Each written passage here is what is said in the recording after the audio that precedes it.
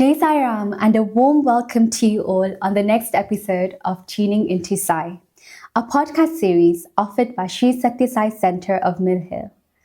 In today's episode, I am joined by Savitaben Kukadia. Savita Auntie was born in India and moved to Kenya when she was 6. She then moved to the UK when she was 16, where she lived in London, and in 1982 moved to Leeds after marriage. By profession, she used to work for the Leeds City Council and is now retired. Auntie has been in Baba's fold since 1994 and also ran Leeds Sai Centre from home with her family for 25 years, before moving back to London three years ago, where she became a regular attendee of Mill Hill Sai Centre. So, without further ado, welcome Auntie. We're looking forward to hearing your experiences. Sri Sai Ram. I offer my humble pranams at Baba's Lotus Feet. Auntie, to begin with, can you share about how you first encountered Baba in your life? Yeah, we didn't know Baba until 1994. It was just before Diwali when we went to Leeds Hindu Mandir and we saw Baba's photo right in the front. So we thought, why is this human being's photo there? So we decided to move it right at the back. And then after a couple of weeks, a neighbor on the same street used to say to us, come and look at, visit we made a temple, so come and do darshan. And I used to think, we all have altars, So we didn't go. But then on New Year's Day, as we were passing by the house, they said, come in. So we went in. And then after a while, they said, go do the darshan upstairs. And we went upstairs, and the vibrations were so powerful, and the vibhuti fragrance, I loved it. So and then they said, we hold bhajans every Thursday, do come round. And I used to look forward to those bhajans. Not that anybody knew any bhajans, or nobody could clap, but somehow I was still drawn, to go there every week. And then slowly, Bradford Sai Centre, which isn't too far from Leeds, the people from there came and taught us 3 or 4 bhajans. And we used to sing those same bhajans. But it gave us so much joy and pleasure, Yeah, then slowly, we all learned more and more bhajans. So your connection with Baba formed from going to these bhajans and attending and being with the centre devotees. Yeah. Wow, that's amazing. Auntie, I wanted to ask if you can share a couple of experiences with Baba that are close to your heart, whether that's seeing him in person or in your day-to-day life. Okay. We went to Prashanti in 1995, and on the very first day, Amit and Mansukh, they both got Padnamashkar. Wow. And Baba wouldn't even look at us, me and my daughter. So I kept saying, Baba, please at least look at us.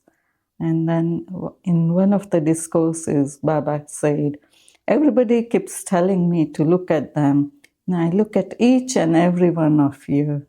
So, wow, was that on that day that he gave that discourse? Or was that a few days later. Wow. Yeah. So your thought was answered with that discourse. Yeah. Thank you for sharing, Auntie. That was wonderful. Do you have any more experiences? Yeah, I can share with you how our daughter's wedding happened.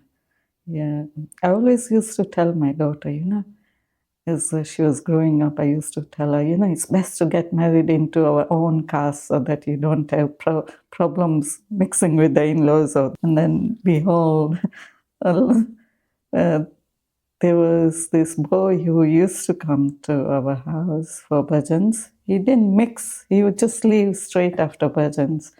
And Amit used to tell Reena, there's your husband. And we used to tell him off that, why do you say like that? And then Jayant, his name is Jayant, he was doing his PhD. And when he finished his PhD, he was about to go back to India, but his contract where he lived was finishing, and he just needed few weeks to stay somewhere, and he couldn't find, obviously, short-term contracts are minimum 6 months, so he couldn't find anywhere to stay. So he says, I'm looking for somewhere to stay. And he says, just come and stay with us. in our room, there's a spare room because my in-laws normally go to Kenya in November, but somehow that year they went in June. Okay. And we says, oh, there's a spare room, so just come and stay with us, it's fine. And after he left, he stayed and he left, and then we were thinking, he's such a good boy, you know? Why don't we just ask him if he's interested? And when a friend rang him, he says, are you joking? And he says, no, they're serious, you know? And so that's how it happened. And when we went to look for, so then they decided that, oh, they can't all come here. So we says, okay, we'll go to India and get her married. We're looking for wedding venues.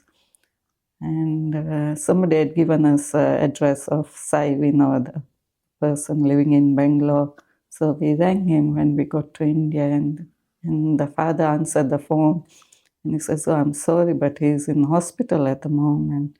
So we tried looking for all the venues in Bangalore. And they're so big. Wedding venues, you know, like 1,000, 1,500, 2,000. And we just wanted a small one where we could fit 250 people.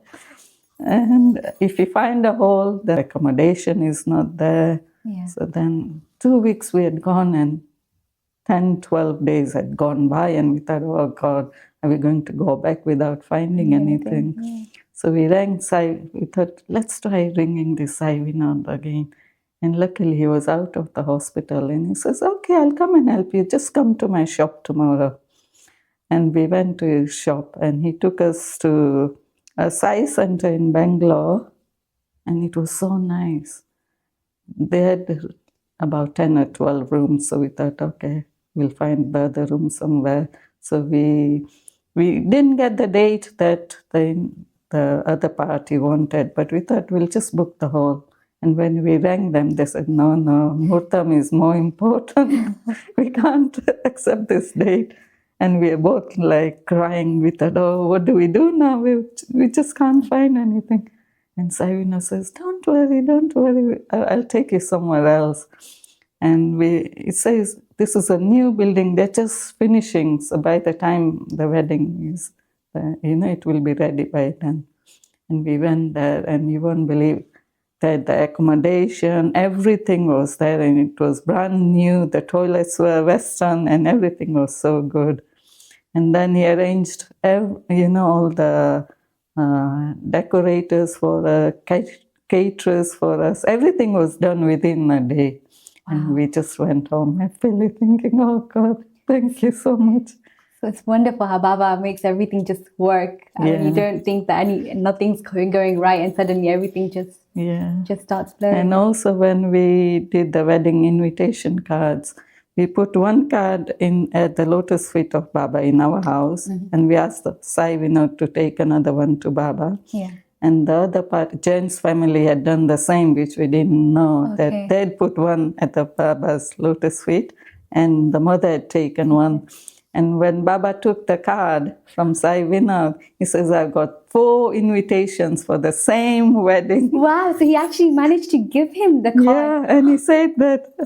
And he was very happy. He says, I'm very happy, Santoshalam, something like that. And, oh, wow, what a blessing. Yeah. Wow, that's incredible. And another experience is when we went about 4 years ago to Prashanti, first time after Baba's Samadhi. And in my mind, I wanted to go to Tirupati Balaji's temple. But when I looked, I thought, oh, it's so far, how will we get there? So I didn't tell Mansukh that was my wish. But then we were living in North 7 block, and the lady next door to us, they'd just gone to Tirupati to do some seva. For a week they'd gone, and they'd taken some coins to offer at Tirupati Balaji. And when they'd finished their prayers, the priest said, you can take your coins as a prasadam. Yeah. And when they gathered all the coins had doubled. Wow. Yeah, so the lady then came to us and she says, here, take this coin it's for you. Oh. And I thought, wow. The double for you. So my wish was fulfilled, although I didn't go there physically. I got the... It just shows that Baba listens to every thought of that we think. Yeah, he listens, yeah. And even every wish that we don't even share with anyone, he's listening. Yeah, he's listening to our thoughts.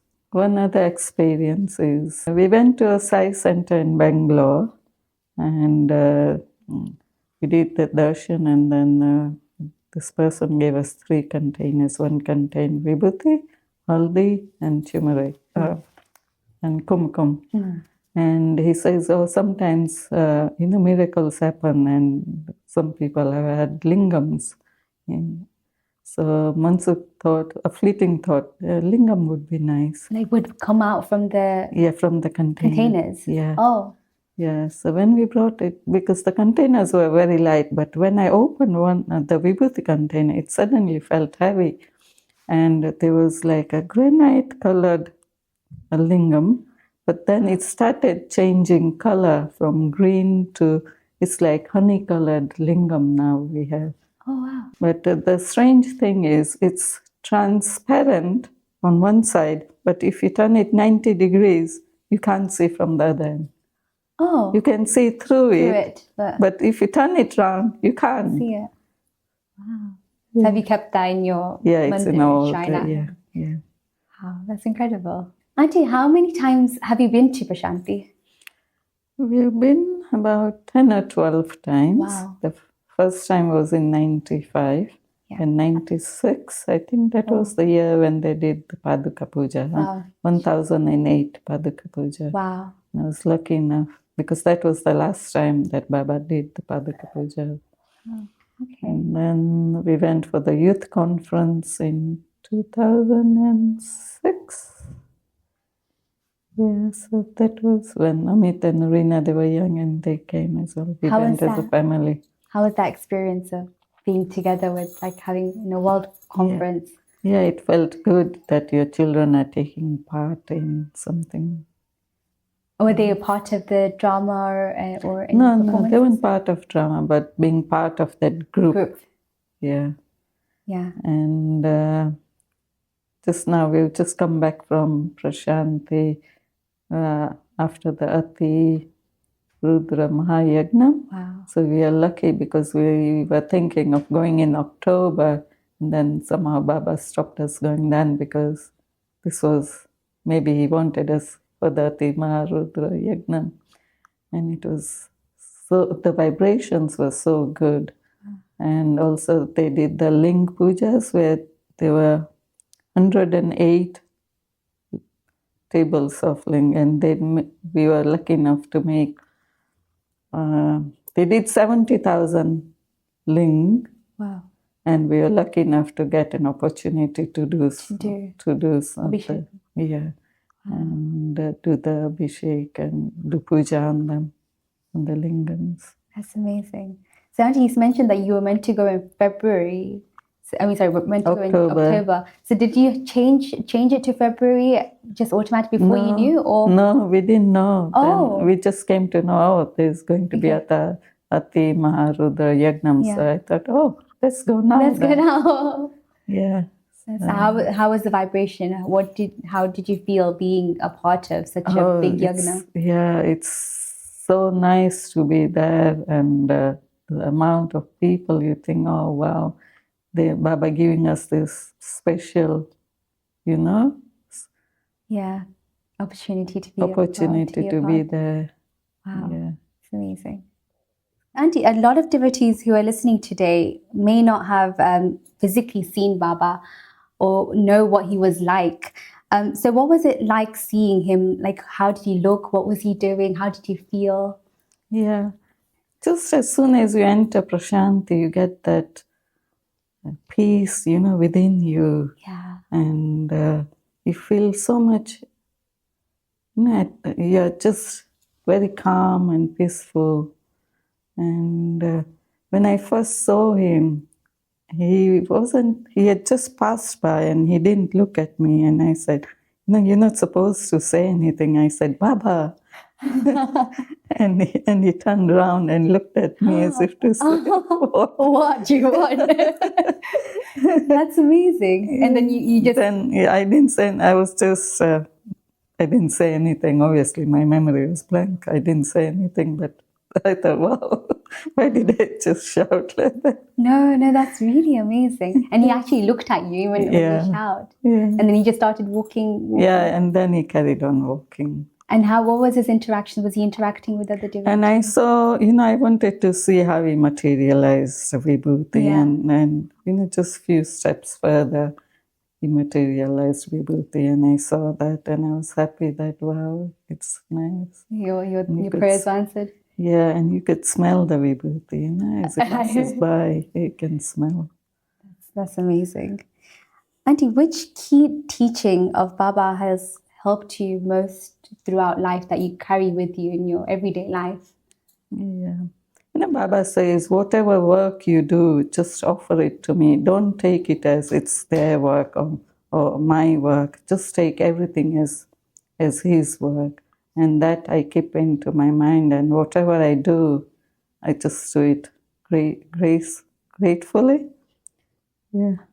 That's nice. I know you mentioned to me about a dream that you had. Would you like to share that? Oh, yeah. One day he came in my dream and he sternly looked at me and he says, "You're very lazy." And then he gave gifts to everybody and he says, "You don't get one." And he walked out and the dream ended. And then I kept thinking, oh God, I'm not lazy. Why did he say that? But then I kept thinking about it and I thought, oh, maybe because I don't do my prayers regularly. I want to do my housework rather than the prayers. I would say to Mansukh, you do the prayers and I'll do my cooking. And I thought, oh, that's what he meant. And so now I always make sure I do my prayers. That was a direct message for you to prioritize him. That's such a harsh lesson that he gave you when you're coming in your dream. The stunned look, I can still remember, So every time now you feel lazy, you can just remember his look that he gave you. Yeah, if I feel lazy, I just think, I remember his words and think, no, I need to do this fast. Nice. So, Auntie, I wanted to ask you about Mill Hill Sai Centre next. If you can please share when you first joined Mill Hill and what was your fondest memory of the centre? Yeah, we lived in Leeds until 3 years ago and then we started attending Mill Hill. And in Leeds, we used to keep the bhajans. So when we moved here, it felt like just attending the bhajans and coming away. We felt the vibrations, but there wasn't that, where at home you do the setting up and all that involvement. Yes. And here you think, I don't do any of that now. But I enjoy you feel as though you are in Prashanti. The vibrations are so good. Yeah. How was it like? Because I know you come from Leeds and running the centre there as well. Because you ran the centre from home. Yeah. So how was that for you? Like, what did that role give you, running the centre in Leeds? Yeah, before the bhajans used to take place in this family's house where we went first time, and then they suddenly announced that, oh, we are stopping bhajans from next week. And we thought, oh. And we just announced, okay, we'll run the bhajans from our house, and that's how we started. Yeah, that's nice. Auntie, what was your most fondest memory of running the Leeds Sai Centre? We always used to look forward to every Thursday. My father-in-law, even he was always looking forward to it. He would set up and help us do the setting up. And everybody, people wouldn't leave straight away after bhajans. They all would chat around and they're also happy talking away. And the strange thing is that sometimes we think, oh, all the people are on holiday.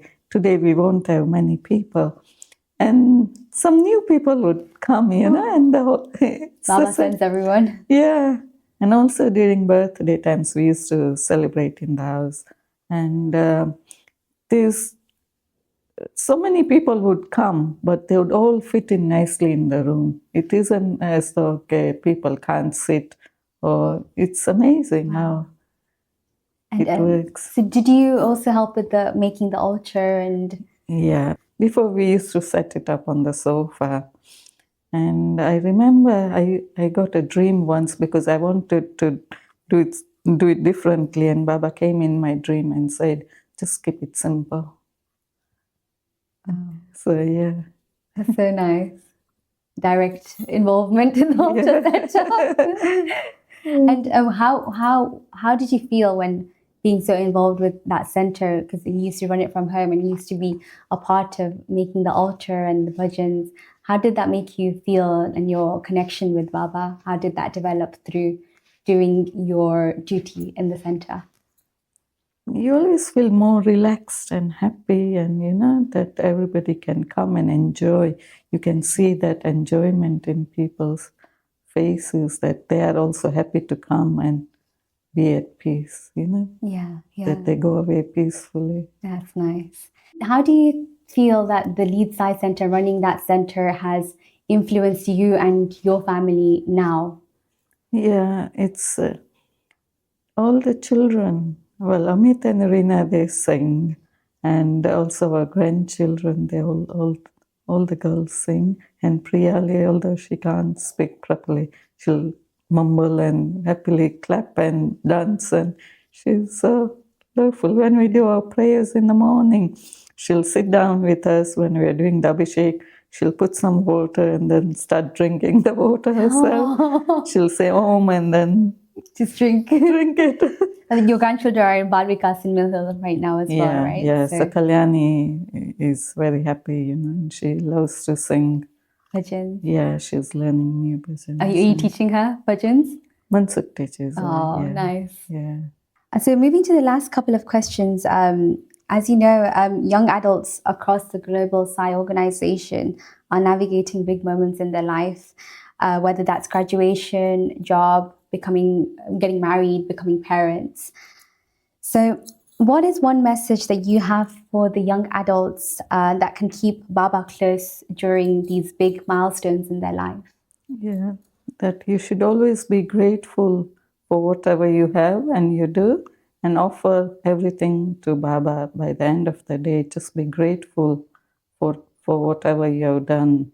Also remembering to do like food prayers before you eat, so that the food gets sanctified. And so just remembering him as much as you can. Yeah. Thank you. Moving on to the closing question. This year we are celebrating Baba's centenary birthday. What is your wish for Bhagawan on his special birthday? I thank him for everything he keeps doing for us, and I'm very grateful that he looks after us all so well.